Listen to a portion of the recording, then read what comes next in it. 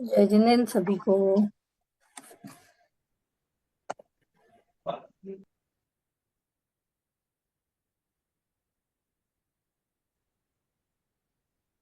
नमो अरिहन्ताणम् नमो सिद्धाणं नमो आयुर्याणम् नमो वज्रायाणम् नमो लोये सहसाहुनम्।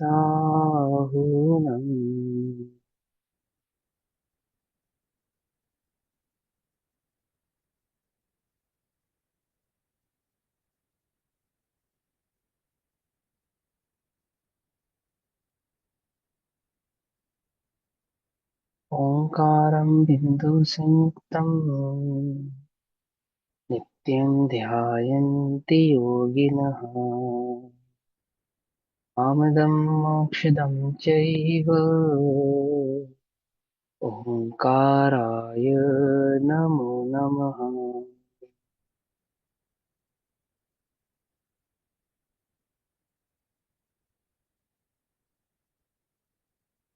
मंगलम भगवान वीरो मंगलम गौतमोऽर्णि मंगलम कुंद कुंदार्द्यो जैन धर्मोस्तु मंगलम।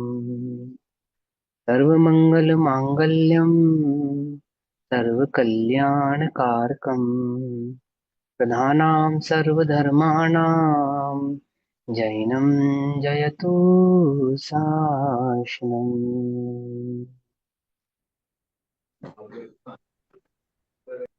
जयति परं ज्योतिः समं समस्तैरनन्तपर्याये दर्पणतिल इव सकला प्रतिफलति पदार्थमालिका यत्र।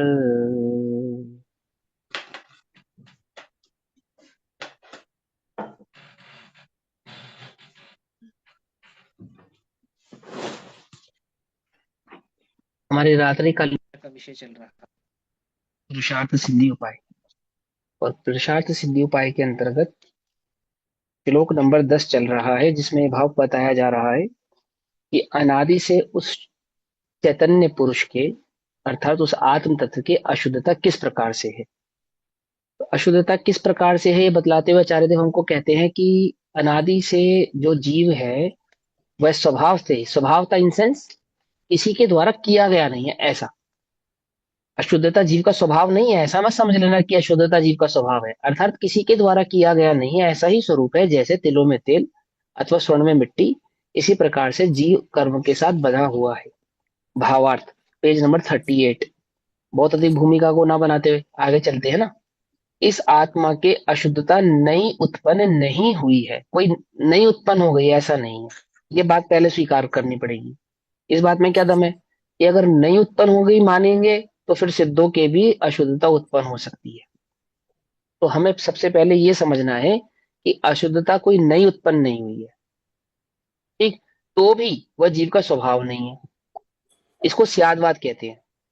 इसे कहते हैं वस्तु स्वरूप को समझना, कि नई उत्पन्न नहीं हुई है और नई उत्पन्न नहीं होने वाले होने पर भी क्या नहीं है, जीव का स्वभाव नहीं है ऐसा।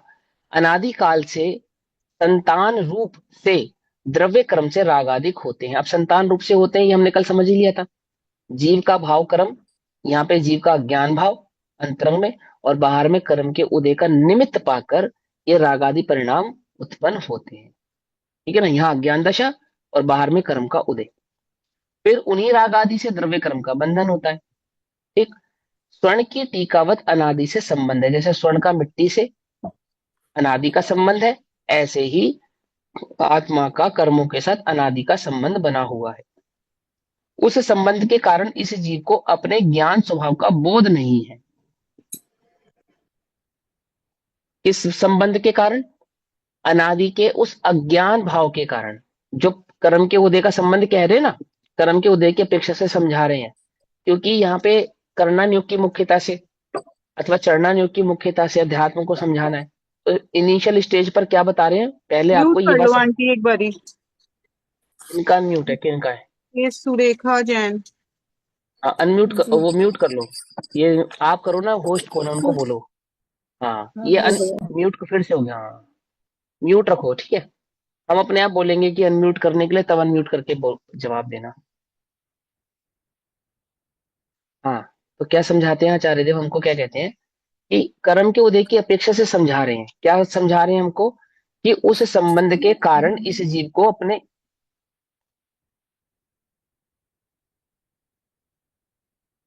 उस संबंध के कारण इस जीव को अपने ज्ञान स्वभाव का बोध नहीं है। जो अपना ज्ञान स्वभाव है ना, अपना चैतन्य ज्ञान स्वभाव, इसका बोध नहीं है। किसको? जीव को। क्यों? उस कर्म के उदय के संबंध के कारण, कर्म के संबंध के कारण कहो या कर्म के उदय के कारण कहो, लेकिन इसमें वास्तविक बात जो हमें समझने वाली है वो क्या समझने वाली है, अपने अज्ञान के कारण इस जीव को क्या नहीं है, अपने ज्ञान स्वभाव का बोध नहीं है। और उस अज्ञान का जो पैरामीटर है ना, वो क्या है, कि वो बाहर में जो कर्म के उदय का निमित्त हमको बतलाया जा रहा है, वहां से जीव की अज्ञान भाव या अज्ञान दशा को समझा रहे हैं, समराइज कर रहे हैं उसको। ठीक है ना। फिर क्या कहते हैं, इसलिए उदयागत, उदयागत मतलब उदय के अधीन या उदय के कारण, कर्म से पर्याय में इष्ट अनिष्ट भाव से राग द्वेष मोह रूप परिणमन कर रहा है। पर्याय में अर्थात जो वर्तमान का परिणमन है, वो राग द्वेष रूप परिणमन हो रहा है। मोह यानी कि मिथ्यात्व का परिणमन हो रहा है। पर्याय में कर रहा है मतलब कि वर्तमान पर्याय में जो परिणमन हो रहा है अनिष्टता के, इष्ट अनिष्ट या मोह के कारण हो रहा है। यद्यपि इन परिणामों के होने में द्रव्य कर्म कारण है। देखो अब आगे क्लियर करेंगे। यद्यपि इस जीव के राग द्वेष मोह आदि परिणाम होने में किसका कारण बताते हैं, द्रव्य कर्म का कारण बताते हैं, यद्यपि कहकर। क्यों कहते हैं ये बात द्रव्य कर्म कारण है? यदि उनका कारण एकमात्र जीव को मानेंगे तो भी प्रॉब्लम है। ऐसा होने पर सिद्धों के भी राग द्वेष स्वभाव रूप से पाया जाना चाहिए। समझे? देखो हम स्वभाव किसको कहते हैं, जिसका कभी अभाव ना हो उसको स्वभाव कहते हैं, और जिसका अभाव हो जाए उसको स्वभाव नहीं कहते हैं। सिंपल सी बात है ना। तो राग द्वेष का तो जीव का अभाव होता है ना, तो हम उसको स्वभाव तो स्वीकार नहीं करेंगे, है ना। और जीव के हो भी रहे हैं। आप ऐसा भी नहीं कह सकते ये पेंसिल या ये राग द्वेष करता हो। जब भी हम राग द्वेष की चर्चा करेंगे तो वो जीव के साथ ही पाई जाएगी। एक बार पहले भी समझाया था ना, जैसे अविनाभ असंभव दोष आदि में समझाया था ना आपको पीछे, अतिव्याप्ति अव्याप्ति और असंभव दोष में समझाया था ना। तो जैसे राग द्वेष है, जब भी राग द्वेष की चर्चा होगी तो क्या वो बिना जीव के हो जाएगी? हो ही नहीं सकती। ऐसा होने पर भी क्या वो जीव के स्वभाव है? कि ऐसा नहीं है, ऐसा नहीं है ना। तो कहीं ना कहीं तो उसका हमें एक भाव समझाना पड़ेगा ना, उस वस्तु स्वरूप को ठीक प्रकार से समझना पड़ेगा ना, कि हम वो राग द्वेष किसके माने। बड़ी चर्चा चलती है, जब गुरुदेव ने कहा कि जीव राग का कर्ता नहीं है, तो पूरे भारत में जितने भी जैन समुदाय के लोग थे, प्रत्येक संप्रदाय के, सबको इस बात का विरोध हुआ। क्या विरोध हुआ? कि राग का कर्ता जीव नहीं है तो कौन कर रहा है राग का कर, राग कौन कर रहा है फिर? ये क्या नाम है, ये मुर्दा राग करता है क्या? या पेन पेंसिल कॉपी किताबें राग करती हैं, हमारी कमीज हमारा शरीर राग करता है? कौन करता है? जीव ही तो कर रहा है, और कौन कर रहा है? तो बड़ी मजाक बनाते थे इस बात की। अब वस्तु स्वरूप को नहीं समझने वाला, ठीक प्रकार से नहीं समझने वाला, एक तरफ से सब चर्चा को समझता है तो ऐसे छल ग्रहण करता है, या तो मजाक करता है, और या फिर उसका, या तो उसका उपहास उड़ाता है, या उसको छंदी हो जाता है। तो ये अवस्थाएं होती हैं। या तो वो बिल्कुल भी स्वीकार नहीं करेगा इस बात को, और अगर कदाचित स्वीकार कर रहा है तो स्वच्छंद हो जाता है, राग द्वेष करता हुआ मैं तो राग द्वेष का करता नहीं हूं ऐसा मानने लगता है, निश्चयभाषी हो जाता है। तो क्या करे, वस्तु स्वरूप को ठीक प्रकार से समझे। तो क्या समझे, कि देखो भाई, जब भी राग द्वेष होगा, बोले हाँ होगा, तो क्या बिना जीव के हो जाएगा? कि नहीं, बिना जीव के तो नहीं होगा। तो क्या हम उसे जीव का स्वभाव मान ले? यदि हम उसको स्वभाव मान ले तो फिर वो सिद्धों के भी होना चाहिए, कि भैया स्वभाव भी नहीं है। तो आप ये दो बातें समझो, कि स्वभाव की अपेक्षा से तो जीव राग द्वेष का करता नहीं है। ठीक, ये बात आप स्वीकार करो पहले, कि हाँ अब आपकी बात हमें समझ में आती है, कि यदि मैं राग द्वेष को जीव का स्वभाव मान लूं तो फिर सिद्धों के भी राग द्वेष होना चाहिए, क्योंकि स्वभाव का तो कभी अभाव होता नहीं है। अब चलो जी, स्वभाव नहीं है फिर, और जीव के साथ ही होता है, तो क्यों होता है कि ये जीव का विभाव है। और विभाव कब होता है? जब जीव स्वभाव को भूलकर पर भाव में एकत्व भाव को धारण करता है, तब इस प्रकार का विभाव उत्पन्न होता है। पकड़ में ही बात। तो जिसमें एकत्व धारण करे, ऐसे विभाव के लिए पर पदार्थ की आवश्यकता है या नहीं है? जगत में कोई पर पदार्थ ही नहीं है और विभाव हो गया, क्या ऐसा होता है? ऐसा तो नहीं होता। विभाव होने के लिए, जैसे दूध का पनीर बनाना है तो कैसे बनाए? बोलो। या तो टेम्परेचर का निमित्त बनेगा, या तो नींबू। नींबू का निमित्त बनेगा, फिटकरी का निमित्त बनेगा। और नींबू फिटकरी का निमित्त नहीं बना कदाचित, तो टेम्परेचर, माने किसी ना किसी भाव के निमित्त बने, तो दूध का पनीर बनेगा नहीं। मानते ही नहीं मानते हम इस बात को? टेम्परेचर के कारण भी हो जाता है ना। अगर उसको दूध को गलत टेम्परेचर में रख दिया जाए या प्रतिकूल टेम्परेचर में रखा जाए, तो दूध फटके पनीर हो जाता है, सभी को मालूम है, सभी जानते हैं इस बात को, है ना। तो वो जो टेम्परेचर है वो विभाव है, वो निमित्त कारण है। या वो नींबू है या वो फिटकरी है, वो निमित्त कारण है। ऐसे ही जीव में जो विभाव भाव है, उसमें पर का जो निमित्त है, वो पर क्या है? वो द्रव्य कर्म है, उसका नाम द्रव्य कर्म है। ठीक है ना। और ये द्रव्य कर्म और भाव कर्म, इन दोनों, ये दोनों होने का कारण क्या है? वो नो कर्म है। अभी समझाएंगे, देखो यहाँ पे समझेंगे। यद्यपि इन परिणामों के होने में द्रव्य कर्म कारण है, तथापि फिर भी यह परिणाम चेतनामय है, पुद्गल के नहीं है, चेतना के हैं। कारण भले ही उसमें द्रव्य कर्म है, ऐसा होने पर भी परिणाम तो चेतना की है। क्यों? क्योंकि हमने जगत में पुद्गल को राग द्वेष करते हुए नहीं देखा, क्योंकि पुद्गल राग द्वेष करता हुआ नहीं पाया जाता। राग द्वेष जहां पे भी होगा, वहां जीव ही उपस्थित होगा। जीव नहीं है और राग द्वेष हो रहा है, ऐसा होता नहीं है। तो परिणाम किसके हैं? चेतना के हैं। कारण कौन है? द्रव्य कर्म कारण है। इसको कहते हैं स्यादवाद। समझे? इसको कहते हैं वस्तु स्वरूप को भली प्रकार से समझना। बोलो भैया, आपके राग द्वेष का कर्ता कौन? कौन? आप मानो मैं स्वयं हूं, और राग द्वेष मेरा स्वभाव नहीं है। ऐसे, ऐसे ठीक है ना। करता ही नहीं हूं, ऐसा भी नहीं, ऐसा भी नहीं, और करता ही हूं, ऐसा भी नहीं। कैसा? कि जब भी राग द्वेष होगा तो जीव में होगा, ये बात पक्की है। परंतु ऐसा होने पर भी वो मेरा स्वभाव नहीं है, स्वभाव नहीं है। स्वभाव की अपेक्षा से तो इन राग द्वेष का मैं करता नहीं हूं। फिर भी क्यों होते हैं? स्वभाव को भूलने के कारण ही होते हैं, मेरे अज्ञान भाव के कारण होते हैं। इसमें पर का कोई दोष नहीं है, इसमें पर कोई कारण है ऐसा नहीं है। मेरी स्वयं की भूल, मेरे स्वयं के अज्ञान के कारण क्या होते हैं? ये राग द्वेष आदि के परिणाम होते हैं। तो क्या कहते हैं? यद्यपि इन परिणामों के होने का कारण द्रव्य कर्म है, तथापि क्या कहा? यह परिणाम चेतनामय है ना। इसलिए इन परिणामों का व्याप्य व्यापक भाव से आत्मा ही करता है। ठीक है ना। व्याप्य व्यापक का मतलब क्या होता है? कि जब भी हम राग द्वेष को ढूंढेंगे तो कहाँ मिलेगा? कहाँ मिलेगा? जीव में मिलेगा। जीव में इसको मिलेगा। कहते हैं व्याप्य व्यापक। यानी राग व्यापक है किसमें? जीव में। जीव हो गया व्याप्य और राग हो गया व्यापक। समझ में आई बात? शक्कर हो गई व्याप्य और मिठास हो गई वो उसमें व्यापक। व्यापक। तो क्या कहा? जब भी हम मिठास ढूंढेंगे जगत में, कहाँ मिलेगी? शक्कर में मिलेगी। ऐसे ही जब भी हम राग द्वेष को खोजेंगे इस जगत में, तो वो हमें जीव में ही प्राप्त होगा। लेकिन ऐसा होने पर भी वो जीव का स्वभाव नहीं है। छल ग्रहण मत करना। अगर हम सिद्धों में ढूंढने जाएंगे तो क्या वहां हमें राग द्वेष मिलेगा? नहीं मिलेगा। क्या हम अरिहंतों में ढूंढने जाएंगे तो क्या वहां हमें राग द्वेष प्राप्त होगा? नहीं होगा। लेकिन राग द्वेष ढूंढने जाओगे तो वो जीव में प्राप्त होगा। आगे ना बस समझ में।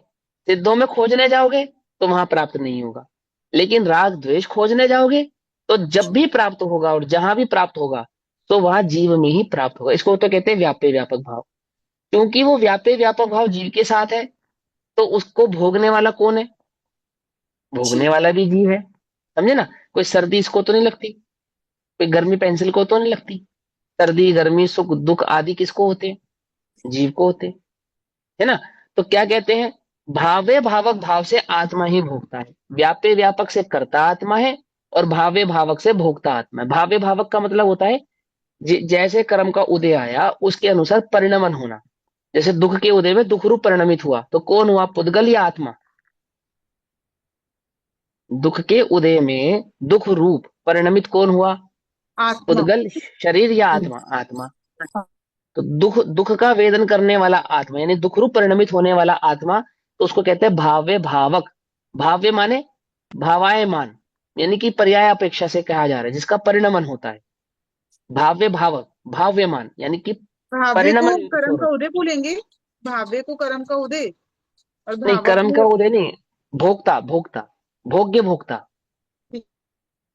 कर्ता कर्म के और भोग्य भोक्ता ना। तो व्यापे व्यापक की अपेक्षा से तो करता है कि जब भी ढूंढोगे जीव में मिलेगा, और उसका फल भोगने वाला कौन है, कि वो भी जीव ही होगा, पुद्गल को तो उसका फल नहीं लगेगा। समझ में ही नहीं समझ। और इसी ही नियम से मुनिराज भोगता नहीं है। क्यों सर। भोगता नहीं है, क्योंकि वो भोगने रूप परिणमित नहीं होते, अपने परिणामों को दुख रूप परिणमित नहीं करती। जब तक जीव दुख के परिणामों में अपने आप को परिणमित नहीं करे तब तक वह उसका भोक्ता नहीं कहलाता। और जब सुख दुख यानी कि उदय के अनुसार अपने परिणामों को परिणमित करे तो ही जीव उसका भोक्ता कहलाता है। तो जब भी कोई परिणमन होगा सुख या दुख का, वो किसका होगा, पुद्गल का होगा या जीव का होगा, तो जीव जीव। का होगा। तो इसलिए भोक्ता जीव है। और जब भी हम उसको ढूंढने जाएंगे कहाँ मिलेगा, करता हुआ कौन मिलेगा, राग द्वेष करता हुआ कौन मिलेगा, कि जीव मिलेगा। इसलिए करता भी जीव है। दोनों बातें समझ में आ गई। लेकिन दोनों ही जीव के क्या नहीं है, स्वभाव नहीं है ऐसा। हाँ अब पूछिए हेमल जी, क्या क्वेश्चन आपका, बताइए। भावक क्या है? भावक। बता तो भावक रहा हूँ, कौन है? भावी भाव। समझ नहीं पड़ी। भावक जीव है। भावक जीव भावक है तो भैया, भाव्य क्या उदय है? में आया हुआ कर्म भावक है। और हाँ, कर्म भाव, के उदय, जीव भाव्य हुआ। हाँ, और उदय में आया हुआ कर्म भावक है। ठीक है, कर्म का उदय उसका भाव्य परिणमन। और उसका परिणमन। तो भाव्य माने कि परिणमित हुआ किसमें, भावक में, यानी कि कर्म के उदय में। जैसे मान के चलो कर्म का उदय राग और द्वेष रूप उदय में आया, तो जीव ने राग द्वेष किया ना। अरे आपको दुख हुआ, तो दुख रूपी कर्म के उदय आने में और जीव का दुखी होने में जो संबंध है वो क्या है, भाव्य भावक संबंध है।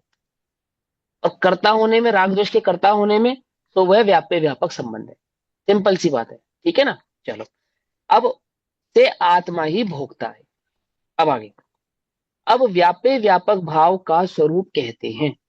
व्याप्य व्यापक किसे कहते हैं, उसका स्वरूप कहते हैं, ध्यान से समझेंगे। जो नियम से सहचारी हो उसे व्याप्य कहते हैं। सहचारी हो मतलब जो साथ रहता हो, जो नियम से साथ रहता हो उसे क्या कहते हैं, व्याप्य कहते हैं। जैसे आत्मा के अनंत गुण आत्मा के साथ रहते हैं, तो वो आत्मा के साथ क्या हो गए, व्याप्य हो गए। और आत्मा क्या हो गया, व्यापक हो गया। पकड़ में ही बात। ऐसे ही राग द्वेष जब भी ढूंढने जाएंगे तो कहाँ मिलेगा, जीव के जी। साथ मिलेगा, तो वो व्याप्य हो गया। और किस में व्याप्य है, व्यापक में, यानी कि उस जीव के साथ वो व्यापक हो गया। पकड़ में ही बात। शब्द है, शब्द याद कर लो, भाव समझ लो, शब्द याद कर लो, व्याप्य और व्यापक। ठीक। अब सुनो ध्यान से। जिस प्रकार धुआं और अग्नि में सहचार्य है, अर्थात जब भी धुआं होगा बिना अग्नि के नहीं हो सकता। कोई कहे कि धुआं है और अग्नि नहीं है, तो ऐसा होता नहीं। अग्नि और धुआं का क्या है, सहचारी पना है ऐसा। अर्थात जहां धुआं होता है वहां अग्नि होती है, अग्नि के बिना धुआं नहीं होता। ठीक। उसी प्रकार रागादि भाव और आत्मा में सहचारी पना है। व्यापक का मतलब क्या हो गया, सहचारी पना यानी कि साथ रहने वाला भाव। कि जब भी हम राग द्वेष को ढूंढेंगे तो वो बिना जीव के प्राप्त होने वाला नहीं है। इसलिए वो राग द्वेष का जीव के साथ व्याप्य व्यापक भाव है, यानी कि सहचारी पना। सिंपल। कोई कंफ्यूजन तो नहीं है ना इसमें। चलो आगे पढ़ते हैं। जहां रागादि होते हैं वहां आत्मा होता ही है, और आत्मा के बिना रागादि नहीं होते। ठीक है ना। जहां रागादि होंगे वहां आत्मा होगा, और आत्मा ना हो रागादि हो ऐसा होता नहीं है। ये तो हमने सब समझ ही लिया बात को। इस व्याप्ति क्रिया में जो कर्म है उसे व्याप्य कहते हैं। कर्म क्या हो गया, व्याप्य हो गया। और क्या हो गया, वो व्यापक हो गए। किसमें हो गए, भाव वो व्यापक किसमें हो गया, आत्मा में। उसे व्यापक कहते हैं। और आत्मा करता है तो उसे व्यापक कहते हैं। पकड़ में ही, बात नहीं पकड़ में ही? आत्मा व्यापक क्यों है? जिसमें पाया जाएगा वो तो व्यापक है, और जो पाया जाएगा वो व्याप्य है। क्या कहा? शक्कर में मिठास पाई जाती है, शक्कर में मिठास पाई जाती है, तो शक्कर में पाई जाती है, तो शक्कर तो हो गया व्यापक, और मिठास पाई जाती है सो व्याप्य। तो जिसमें पाई जाएगी वो जो द्रव्य है वो व्यापक कहलाता है, और जो पाया जाता है वो व्याप्य कहलाता है। पकड़ में ही, बात नहीं पकड़ में? राग द्वेष के जो परिणाम है वो व्याप्य है, व्यापक में। व्यापक कौन है? जीव, उसमें वो व्याप्य है। ध्यान से समझना, स्वभाव की अपेक्षा से व्याप्य नहीं है, कर्म की उपस्थिति की अपेक्षा से बात कर रहे हैं, सत्ता की अपेक्षा से बात कर रहे हैं। ठीक है ना? अच्छा, एक बात और सुनो, ध्यान से समझना। राग और द्वेष, ध्यान से समझना है ना, मैं जिससे पूछूं वो उत्तर देना, हर कोई उत्तर नहीं देना। राग और द्वेष गुण है या पर्याय है? हेमल जी इसको म्यूट करो पहले तो आप, हम पूछेंगे जिससे वो उत्तर देगा। राग और द्वेष गुण है या पर्याय है? राग तो द्वेष गुण है, गुण है। कौन बोला ये? हेमलता जी। हाँ। हाँ, अब इसको म्यूट कर लो हेमलता जी आप। और और कोई जो इस बात से एक्सेप्ट करता हो कि वे गुण है? हाँ, आपको तो पता ही है ना, जिनको हम नए नए स्टूडेंट हैं उनसे पूछते हैं, नहीं है ना? चलो, अभी और किसी को लगता है तो वो बोलो कि हाँ गुण है, वो बोलो जिसको लगता है, यानी बाकी सबको नहीं लगता है। तो अब ध्यान से समझ लो, बहुत अच्छी बात है। देखो, व्याप्य व्यापक संबंध को दो अपेक्षाओं से समझना।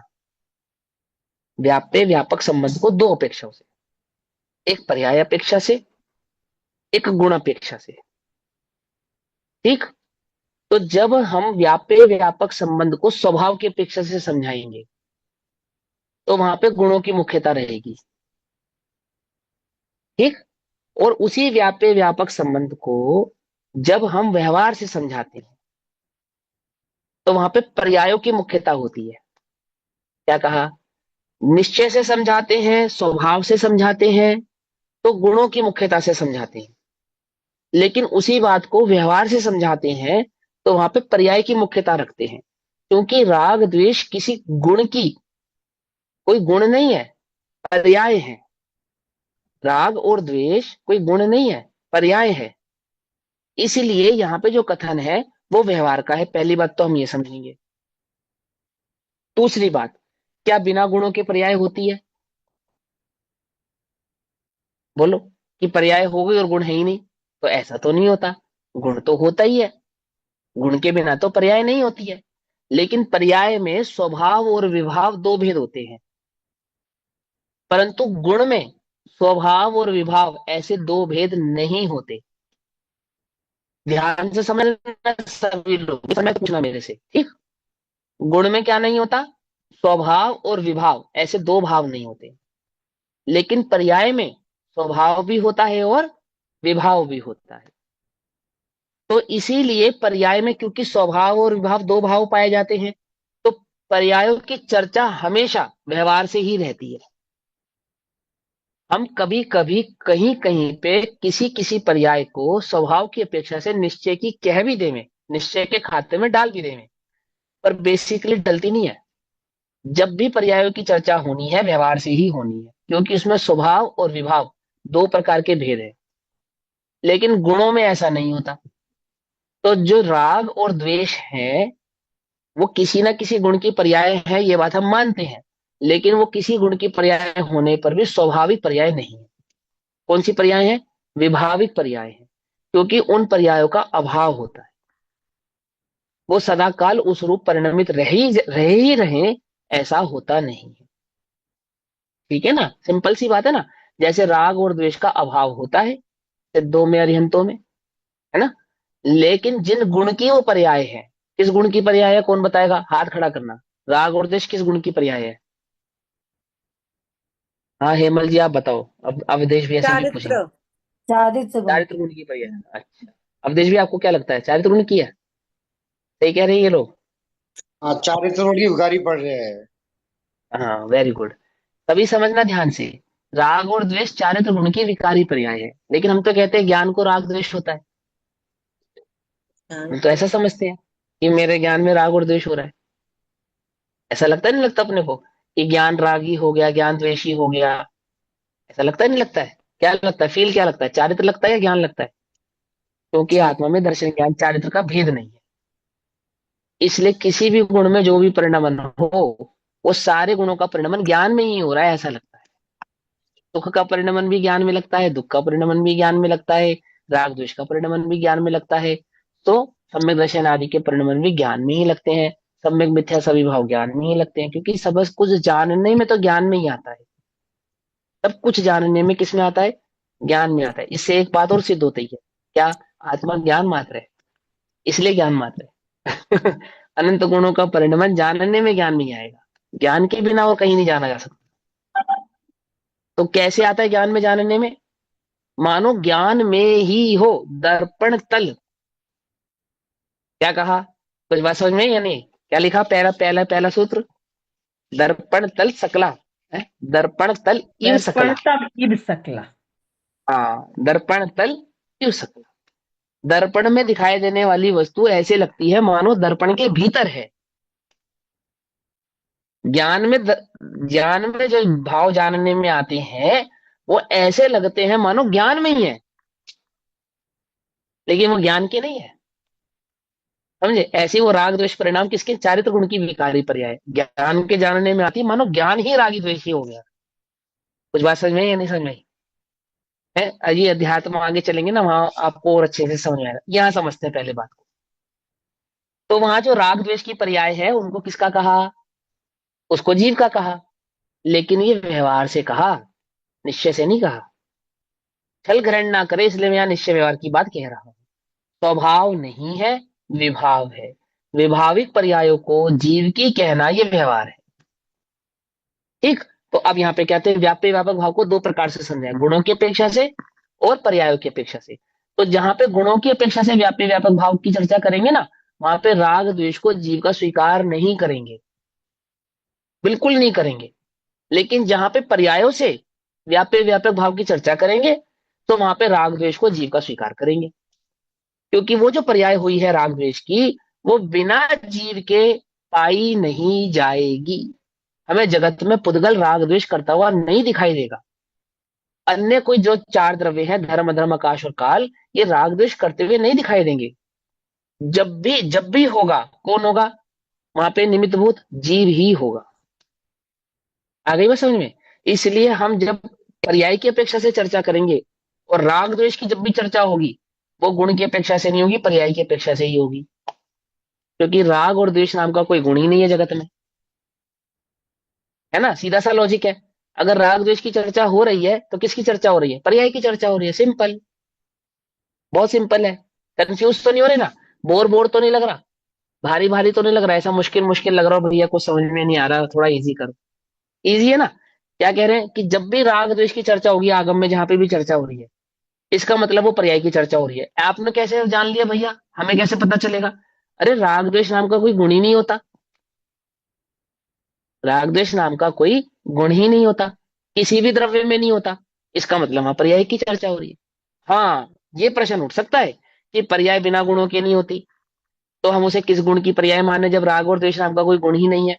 तो उसे चारित्र गुण की पर्याय कहते हैं, विभाविक पर्याय, स्वाभाविक नहीं, विभाविक पर्याय। ठीक, चलो अब आगे चलते हैं। तो क्या कहते हैं कि जहां रागादिक होते हैं, वहां आत्मा होता ही है। आत्मा के बिना रागादिक नहीं होते। इस व्याप्ति क्रिया में जो कर्म है, उसे व्यापक कहते हैं, और आत्मा करता है, उसे व्यापक कहते हैं। ठीक। क्योंकि रागादि आत्मा के करने से होते हैं, अतः उन्हें व्याप्य कहते हैं।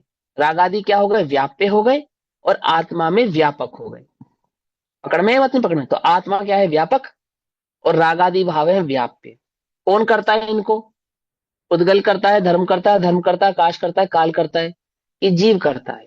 जीव करता है। जीव करता है। ऐसा होने पर भी वे जीव के स्वभाव भाव नहीं है। दोनों बातें यहां पे अच्छे से हमें समझ में आनी चाहिए। आगे चलते। इस प्रकार जहां व्याप्य व्यापक संबंध होता है, वहीं पे कर्ता कर्म संबंध होता है। कर्ता कर्म संबंध कहां पे संभव है? जहां पे व्यापक संबंध है। ठीक, अब ये थोड़ी सी न्याय की बात है, थोड़ा सा न्याय।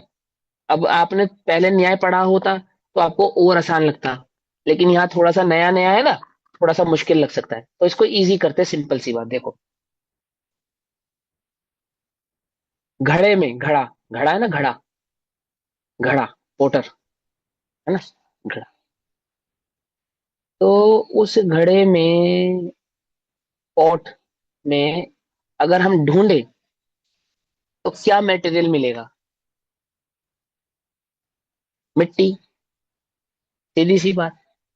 घड़े में अगर हम मटेरियल ढूंढे तो वहां हमें मिट्टी के सिवा कुछ नहीं मिलेगा, मिट्टी मिलेगी। तो अब प्रश्न उठता है कि घड़ा किससे बना? मिट्टी से बना, सीधी सी बात। क्योंकि जब हमने उस घड़े में ढूंढा तो हमें मिट्टी के सिवा कुछ भी नहीं मिला। तो हम किस नतीजे पे पहुंचे कि उस घड़े का कर्ता कौन है?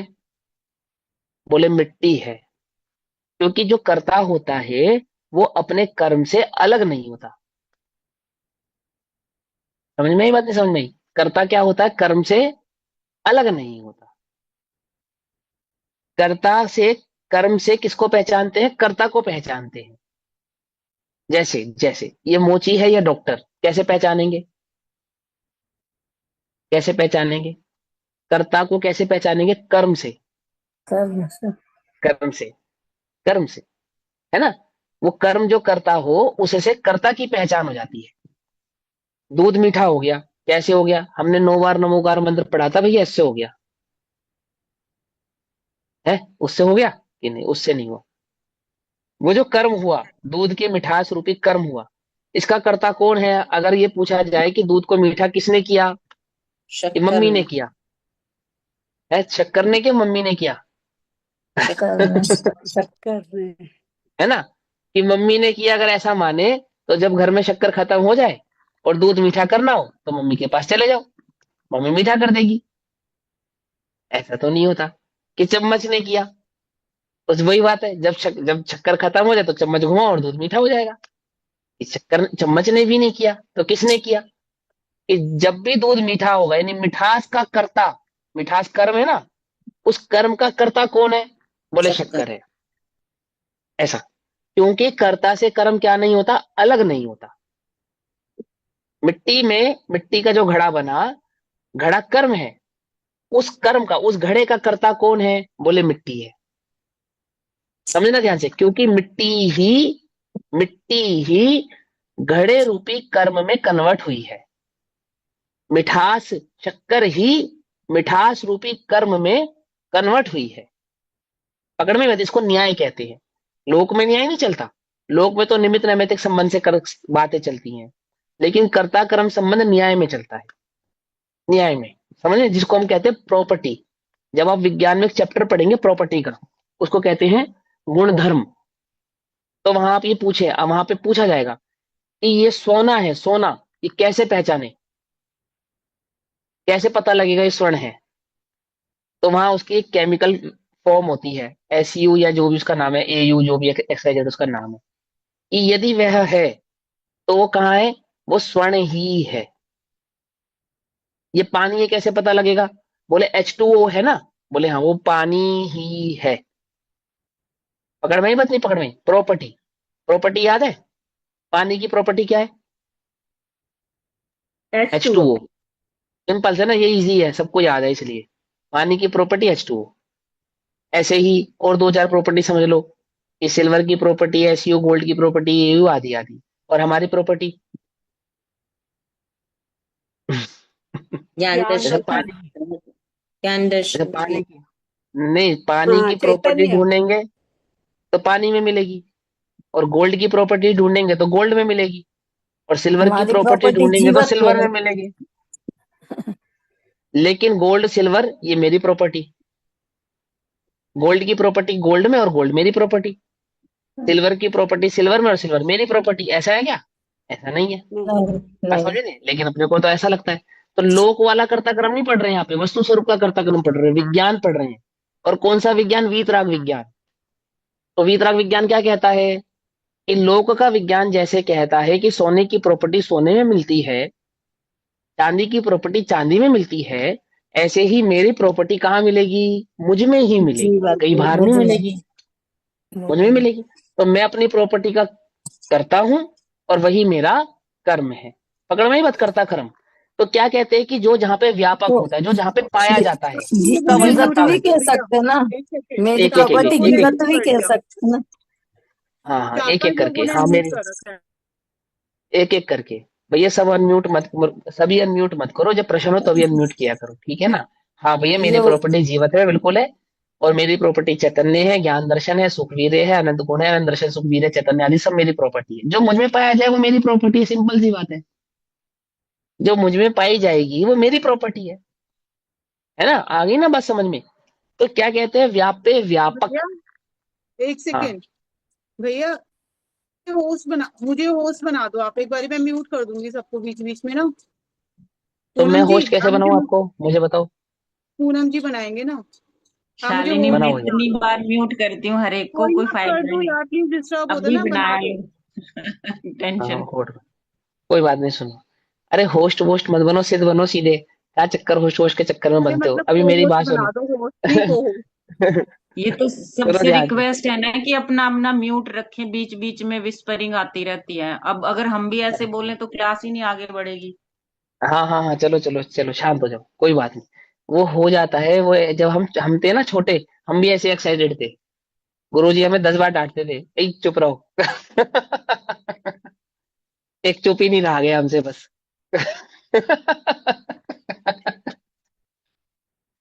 कोई बात नहीं, ठीक है ना? हाँ, समझो, सभी समझो। भाई देखो, सब ना डिस्टर्ब होता है, इसलिए म्यूट रखा करो। हम पूछेंगे ना, तभी अनम्यूट करना। ऐसे ही होता है, वो क्या करने, ये ऑनलाइन कक्षा ऐसे ही होगी। कि या तो बिल्कुल एकदम अंकुश करो, और या फिर सबको वो करो। हाँ, तो सुनो, व्यापक व्यापक संबंध क्या कहते हैं कि जो जहां पाया जाए, है ना? जिसमें पाया जाए और जो पाया जाए, जिसमें पाया जाए और जो पाया जाए, तो वो दोनों के बीच में व्यापक व्यापक संबंध है, शक्कर और मिठास। ऐसे ज्ञान और चैतन्य, ठीक है ना? व्यापक व्यापक संबंध हो गया। अब जहां पे व्यापक व्यापक संबंध होता है, वही कर्ता कर्म संबंध भी होता है। जैसे ज्ञान कहाँ पाया जाता है? आत्मा में पाया जाता है। तो ज्ञान का कर्ता कौन है? आत्मा है। शक्कर कहाँ पाई जाती है? ओ, मिठास कहाँ पाई जाती है? शक्कर में पाई जाती है। तो मिठास का कर्ता कौन है? शक्कर है। सिंपल सी बात। जो जहां पाया जाएगा वो व्यापक व्यापक संबंध, और उसी का वो कर्ता भी होगा। समझ में आ गई ना बात? कोई कंफ्यूजन तो नहीं है इसके अंदर? सिंपल सी बात है। तो यहाँ पे क्या कहते हैं, इस प्रकार जहां व्यापक व्यापक संबंध होता है, वही कर्ता कर्म संबंध संभव है, अन्य स्थान पर संभव नहीं है। हाँ हाँ, बोलिए हिमल जी, क्या क्वेश्चन है आपका? सर उसका मतलब ये हुआ कि व्यापक सेम एज कर्ता, हाँ, ऐसा कह व्यापक और सकते हैं, बिल्कुल कर्ता कह सकते हैं। सेम है। हाँ, सुनो सुनो, व्यापक और कर्ता सेम है, बिल्कुल कह सकते हैं। लेकिन व्यापक जब हम कहते हैं तब हम किसी और बात को समझाते हैं, और जब हम उसको कर्ता कहते हैं तो किसी और बात को समझाते हैं। ठीक है, ये भी ध्यान में रखो। आप व्यापक को कर्ता कह सकते हैं, उसमें कोई वो नहीं है, मतलब कोई प्रॉब्लम वाली बात नहीं है। लेकिन ये बात हमें समझ में आनी चाहिए कि जब हम व्यापक व्यापक की बात कर रहे हैं तो कर्ता कर्म की बात नहीं कर रहे हैं। वहां कर्ता कर्म है, उसको डिनाई नहीं कर रहे हैं।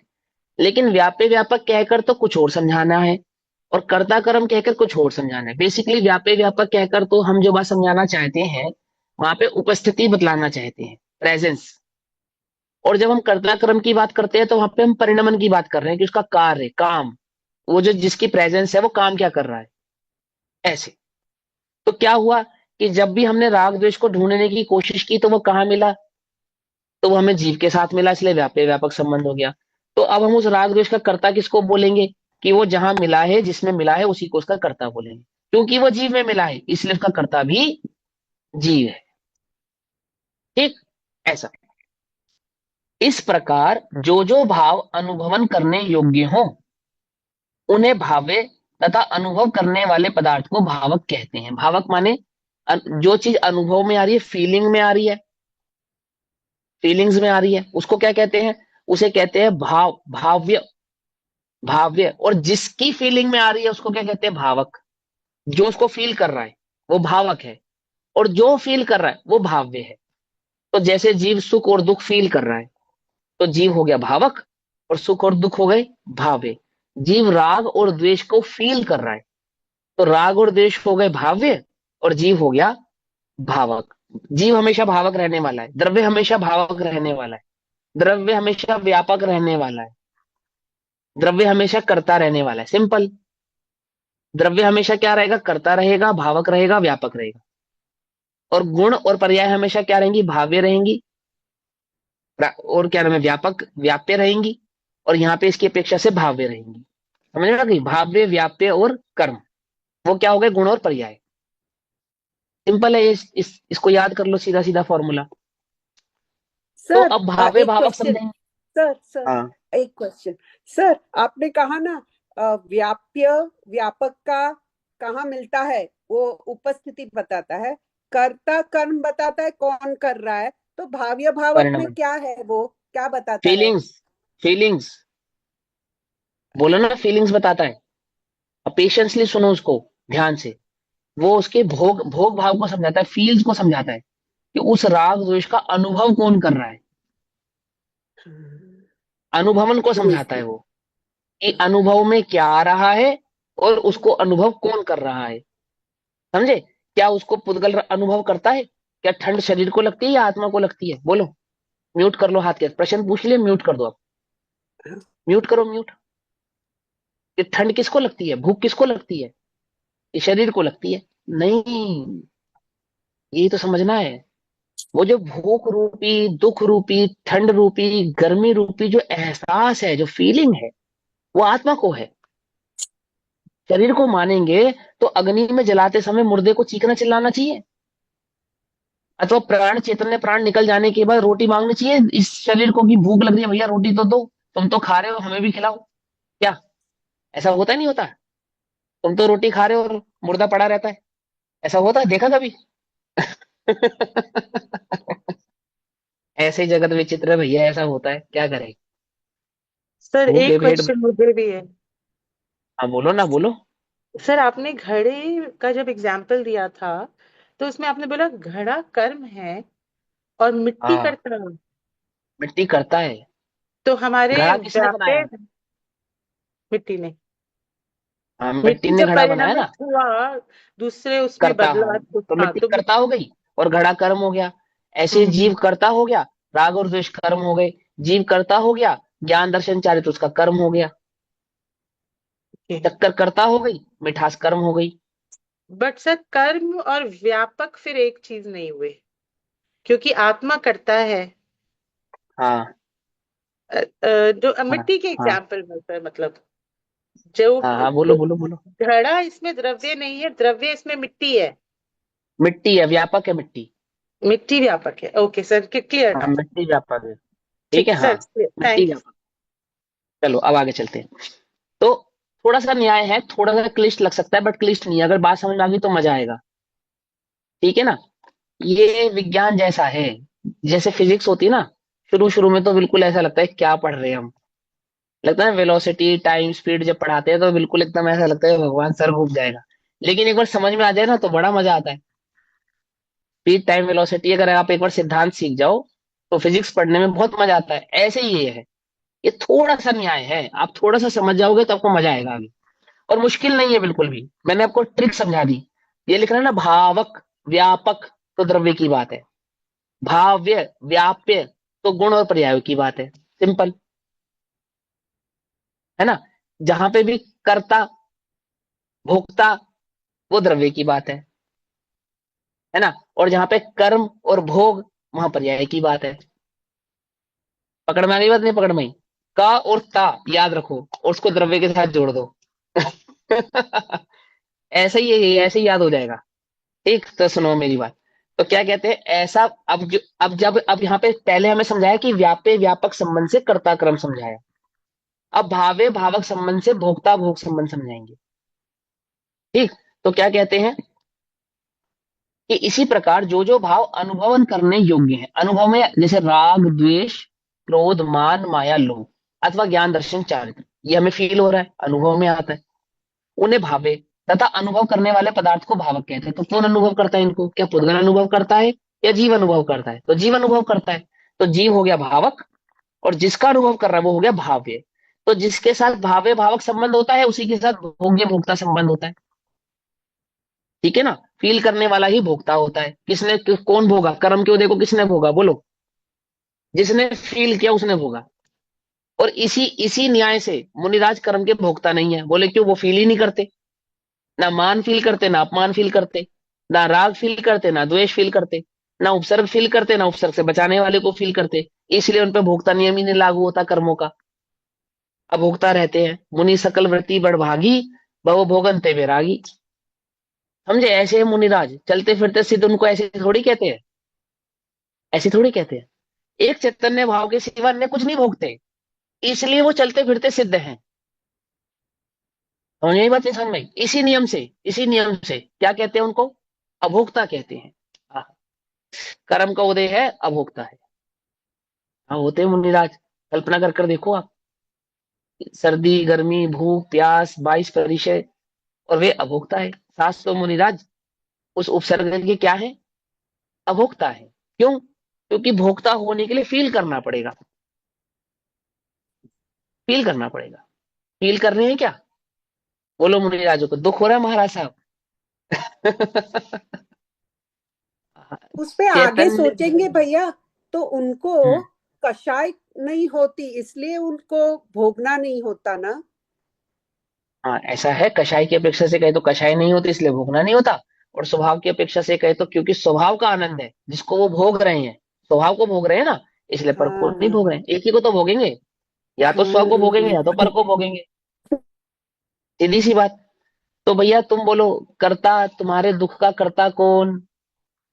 अब तुम दुखी हो रहे हो और अन्य में दुख नहीं पाया जा रहा, तो उसका कर्ता भोक्ता कौन है? जहां पाया जाएगा वही वही होगा ना, क्योंकि मुझ में पाया जा रहा है इसलिए कर्ता भी मैं और भोक्ता भी मैं। मेरे दुख का कर्ता कौन? मेरे दुख का कर्ता कौन?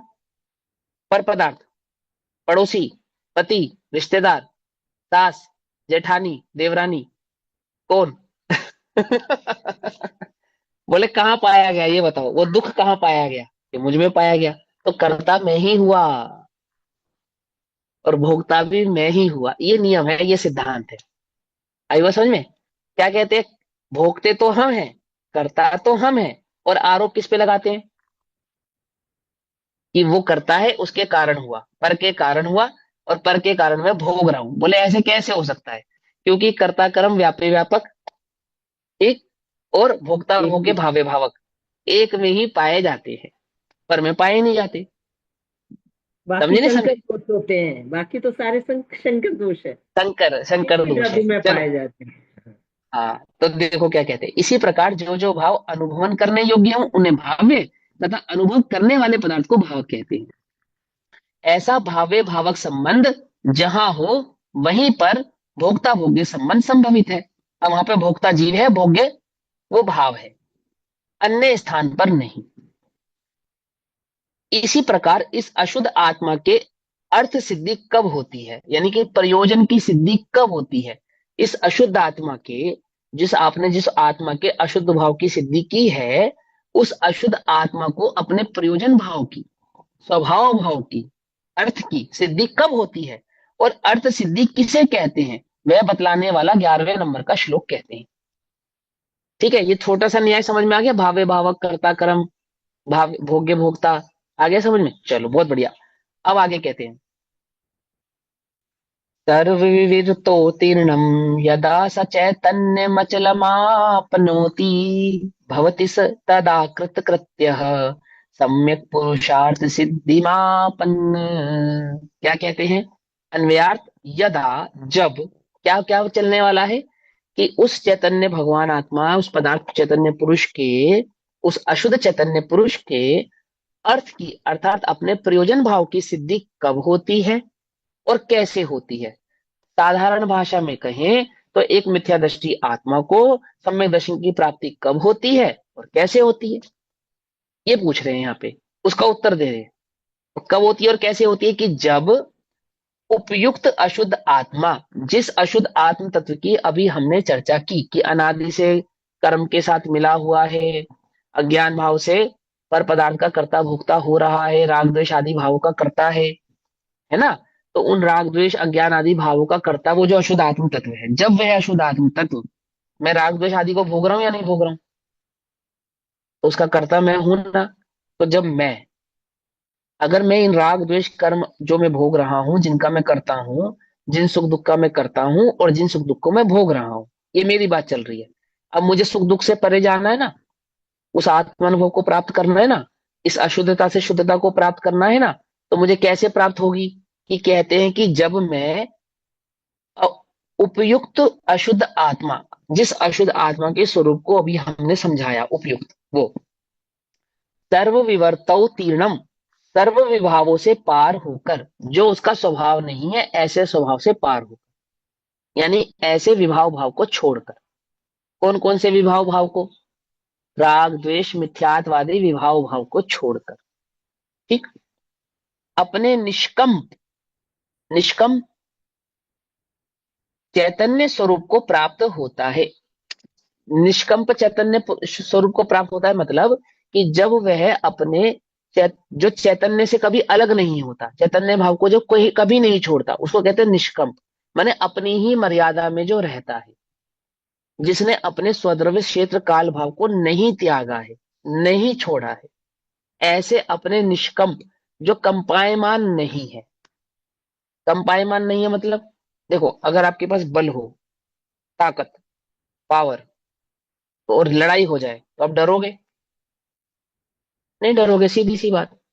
आपके पास करोड़ों रुपया हो और हजारों रुपए का खर्चा आ जाए तो डर लगेगा, नहीं ना।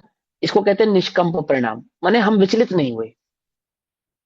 हमारे पास बल ज्यादा हो और थोड़ा शक्ति प्रदर्शन करना हो तो डर नहीं लगता, धन ज्यादा हो और थोड़ा धन व्यय करना हो तो कंपायमान नहीं होता, घबराहट नहीं होती। ऐसे ही आत्मा को कोई दुखी करने आया अथवा कर्मादि के उदय आए तो उससे वो दुखी होगा कि नहीं होगा, क्यों नहीं होगा, अपने अनंत चैतन्य सुख भाव को जानने के कारण। ऐसा वो निष्कंप स्वभाव जो कंपायमान होता नहीं, अपने अपने स्थित भाव को छोड़ता नहीं है, त्यागता नहीं है ना। तो क्या कहते हैं, अपने निष्कंप चैतन्य स्वरूप को प्राप्त होता है, तब वह आत्मा उस सम्यक पुरुषार्थ सिद्धिम, अर्थात सम्यक प्रकार से पुरुषार्थ के प्रयोजन की सिद्धि को प्राप्त होता हुआ कृत कृत्य होता है, भवती होता है। अर्थात जब वह अपने निष्कंप स्वभाव में स्थित हो जाता है, उस निष्कंप स्वभाव में स्थित होने को प्रयोजन की सिद्धि कहते हैं, पुरुषार्थ सिद्धि कहते हैं। उसका उपाय भी समझाएंगे कैसे हुआ जाता है। अपने विभाव भाव को त्याग कर जब वह स्वभाव भाव में स्थित हो जाता है, इसको कहते हैं प्रयोजन की सिद्धि होना, ठीक है। यानी कि राग द्वेष आदि मिथ्यात्वादी परिणामों को छोड़कर सम्यक दर्शन ज्ञान चारित्र की अवस्थित होना, इसको कहते हैं प्रयोजन का सिद्ध होना, ठीक। अब आगे करते हैं, प्राप्त होता है कृत्य कृत्य होता है। टीका, स यदा सर्व वितरणोत्तीर्णम चैतन्य मचल मापोनति तदा कृत्य कृत्य भवति। रागादि भावों से लिप्त वही आत्मा, जो उस रागादि भावों का करता है, उसी आत्मा की हम बात कर रहे हैं। लिप्त माने लिपटा हुआ, तना हुआ, व्यापे व्यापक हुआ हुआ, ठीक है ना। कीचड़ में किस तरह से लिपट गया, मानो कीचड़ ही हो गया हो, ऐसे राग द्वेष में कैसे लिपट गया, जैसे राग द्वेष ही हो गया, लिप्त लिप्त, ठीक। रागादि भावों में लिप्त वही आत्मा सर्व विभावों से पार होकर, अर्थात सभी प्रकार के विभावों को छोड़कर, त्याग कर, पार होकर मतलब छोड़कर अथवा त्याग कर, अपने भैया चैतन्य स्वरूप आत्मा को।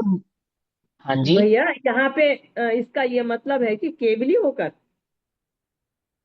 नहीं नहीं नहीं नहीं अर्थ नहीं, है। नहीं। केवली होकर नहीं, इसका अर्थ केवली होने से कुछ नहीं है। चौथे गुण स्थान से शुरू हो गई कहानी, अचल, केवली पर्यंत अचल तक। माने निष्कंप, अचल माने हाँ निष्कंप, हाँ, ऐसे हाँ ऐसे निष्कंप स्वभाव होता को। है, बिल्कुल करेक्ट है, हाँ बिल्कुल हाँ, करेक्ट बात है। तो इस वो लेकिन लेकिन हाँ, हम्म, लेकिन वो केवली की बात नहीं है, केवली की बात नहीं है, अभी बतलाएंगे यहाँ पे, ये भावार्थ में आ जाएगी बात। ये तो चौथे गुण स्थान से शुरू हो गई कहानी, चौथे ही गुण स्थान से शुरू हो गई। वहां जब स्वरूप की स्थिरता प्रकट हुई, सम्यक दर्शन प्रकट हुआ, ये तो वहां से लेकर और केवली पर्यंत, केवली मात्र नहीं, केवली पर्यंत तक की बात है, ठीक है ना। हाँ, हम उसको भेद करके सारे डिस्ट्रीब्यूशन समझाएंगे, चौथे, पांचवे, छठे, सातवें, आठवें सारे गुण स्थान समझाएंगे, घबराओ नहीं। लेकिन बात किसकी है, हम प्रयोजन की सिद्धि की प्राप्ति किसको कहे, किसको हो गई? बोले जिसने मिथ्यात्वादी भावों का त्याग कर दिया। तो मिथ्यात्वादी भावों का त्याग कौन से गुण स्थान में होता है? चौथे गुण स्थान में हो जाता है बस। राग द्वेष की अपेक्षा से वो केवली को ही कहा जाएगा, उसमें कोई दोष नहीं है। लेकिन कोई माने कि मात्र केवलियों की बात है, तो ऐसा नहीं है, ऐसा नहीं है। समझे? देखो अभी समझाते, देखो इसी में आएगा। राग आदि भावों से लिप्त वही आत्मा, इस आत्मा की बात कर रहे हैं जो राग आदि द्वेष का करने वाला था, सर्व विभावों से पार होकर अपने चैतन्य स्वरूप आत्मा को निशंकता पूर्वक प्राप्त होता है, तब कृत्य कृत्य होता है। कैसा है वह आत्मा? कृत्य कृत्य होता है मतलब कि आनंदमय हो जाता है, कृतकृत हो जाता है, पूर्ण हो जाता है। ऐसा कुछ करने के लिए नहीं बचा, उसको कहा कृत्य कृत्य। अब करने के लिए क्या बचा? कुछ नहीं बचा, कृत्य कृत्य हो गया। पकड़ में ही नहीं, पकड़ में ही, परिपूर्ण हो गया। अब क्योंकि आंटी जी ने क्वेश्चन पूछा ना, तो उन्होंने इसीलिए पूछा इस परिपूर्णता के कारण, क्योंकि ऐसी परिपूर्णता तो केवलियों की ही है, और केवलियों में भी मात्र सिद्धों के है, मात्र सिद्धों के है। क्योंकि अरिहंतों के भी चार घातीय कर्मों का नाश होना बाकी है, तो वहां पे कृत्य कृत्य कैसे माने, है ना, न्याय की अपेक्षा से। तो बात सिर्फ सिद्धों की है। लेकिन यहाँ पे तो स्वरूप को प्राप्त करने की अपेक्षा से बात चल रही है। हम बात तो सिद्धत्व की ही करेंगे, उससे छोटी बात कोई नहीं करेंगे। लेकिन इसमें गर्भित चौथे गुण स्थान से लेकर सिद्ध पर्यंत सभी जीव हो जाने वाले हैं। क्योंकि जिसको प्रयोजन की सिद्धि हो गई है, हुई है ना, प्रयोजन की सिद्धि किसको हुई है? जिसको सम्यक दर्शन की प्राप्ति हुई है उसको प्रयोजन की सिद्धि हुई। ठीक है, पकड़ में ही बात नहीं, पकड़ में ही। सिद्धि माने प्राप्ति, प्रयोजन क्या है? प्रयोजन हमारा अपने आत्म तत्व को पहचाने, जाने, उसमें रम पच जाए और विभाव आदि भाव को त्याग दे। तो त्यागना दो प्रकार से होता है, एक दृष्टि त्याग और एक परिणति त्याग। क्या कहा? एक दृष्टि त्याग, एक परिणति त्याग। सम्यक दर्शन को दृष्टि मोक्ष कहते हैं। क्या कहते हैं? दृष्टि मोक्ष। और सिद्धों को कहते हैं परिणत मोक्ष। अब ये क्या होता है दृष्टि मोक्ष और परिणत मोक्ष? सिद्ध स्वभाव ऐसे अपने चैतन्य भाव का अनुभवन मात्र, ऐसे सम्यक दर्शन को कहते हैं दृष्टि मोक्ष, अर्थात दृष्टि में मुक्त हो गया। और परिणत मोक्ष किसको कहते हैं? कि प्रैक्टिकली मोक्ष अवस्था को जो प्राप्त हो गया उसको परिणत मोक्ष कहते हैं। तो दृष्टि मोक्ष और परिणत मोक्ष में परिणति की अपेक्षा से तो अंतर है, ठीक है ना, लेकिन मोक्ष स्वभाव की अपेक्षा से अंतर नहीं है, मुक्त स्वभाव की अपेक्षा से अंतर नहीं है। तो वहां पे उत्कृष्टता की बात तो कह रहे हैं, लेकिन चौथे गुण स्थान से उत्कृष्ट यानी सिद्ध अवस्था तक के सभी जीव उसमें समाहित हैं, गर्भित है। जिसने सम्यक दर्शन प्रकट कर लिया, जिस भी जीव ने प्रकट कर लिया, अब वो निष्कम स्वभाव को प्राप्त होगा या नहीं होगा? होगा, बस सिंपल सी बात है। ऐसा तो नहीं है ना, कोई डाउट है, कोई शक है कि अब नहीं होगा? अरे भैया वो बीच में रुक सकता है, तो सोचे भी, तो सोचे भी कि बीच में रोका जा सकता है, फिर से अनादि मिथ्या दृष्टि हुआ जा सकता है, और फिर से गड़बड़ हो सकती है क्या? हो सकता वो स्वयं करना चाहे तो भी नहीं हो सकती। नहीं होती गड़बड़, एक बार सम्यक सर दर्शन प्राप्त करने के बाद गड़बड़ नहीं।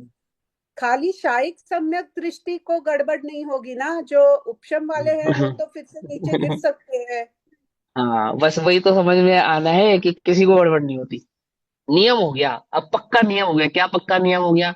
कि भले ही अर्ध पुद्गला परावर्तन मैक्सिमम टाइम, जैसे आपने बोला कि उपशम है या छह उपशम में छूट गया आदि आदि, पर नियम से निष्कंप स्वभाव को प्राप्त होगा।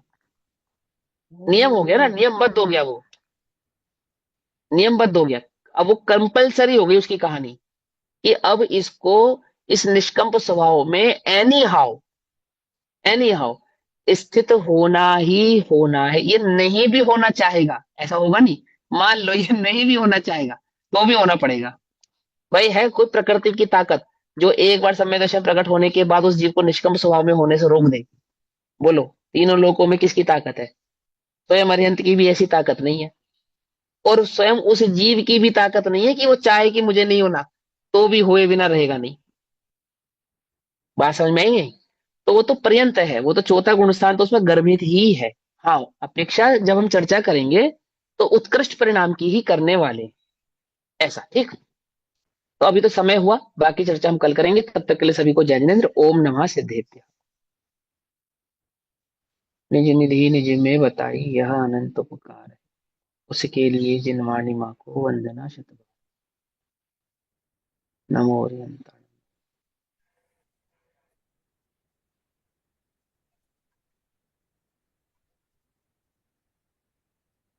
नमो